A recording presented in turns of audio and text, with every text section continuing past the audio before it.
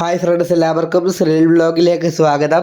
അപ്പോൾ ഫ്രണ്ട്സ്, ഇനിയിപ്പോൾ ഈ വീഡിയോ എടുത്തേക്കിടെ മുന്നോട്ട് വന്നിരിക്കുന്നത് നിങ്ങൾ തമ്മിലിൽ കണ്ട പോലെ തന്നെ നമുക്ക് ഒരു റിസൾട്ട് ഇത് വരികയാണ്. ഏതാണെന്ന് നോക്കാം. അപ്പോൾ എന്തായാലും നമുക്ക് നേരെ വീഡിയോയിലോട്ട് പോകാം. ആദ്യമായിട്ടാണ് എൻ്റെ ചാനൽ കാണുന്നതെങ്കിൽ ഒന്ന് സബ്സ്ക്രൈബ് ചെയ്യുക.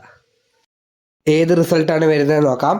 8ാം ക്ലാസ്സിൽ സ്റ്റേ പരീക്ഷ നടത്തിയതിൻ്റെ ഫലം ഇന്ന് പ്രസിദ്ധീകരിക്കും. 8ാം ക്ലാസ് മിനിമം മാർക്ക് സംവിധാനം നിലവിൽ വരുത്തിക്കൊണ്ട് റിസൾട്ട് പ്രസിദ്ധീകരിച്ചത് ഏപ്രിൽ 5-ാം തീയതിയായിരുന്നു. ഇതിൽ 8ാം ക്ലാസ്സിൽ 30% മാർക്ക് കിട്ടാത്ത വിദ്യാർത്ഥികൾക്കായി ഏപ്രിൽ 25-ാം തീയതി വരെ ക്ലാസ്സുകൾ ഉണ്ടായിരുന്നു.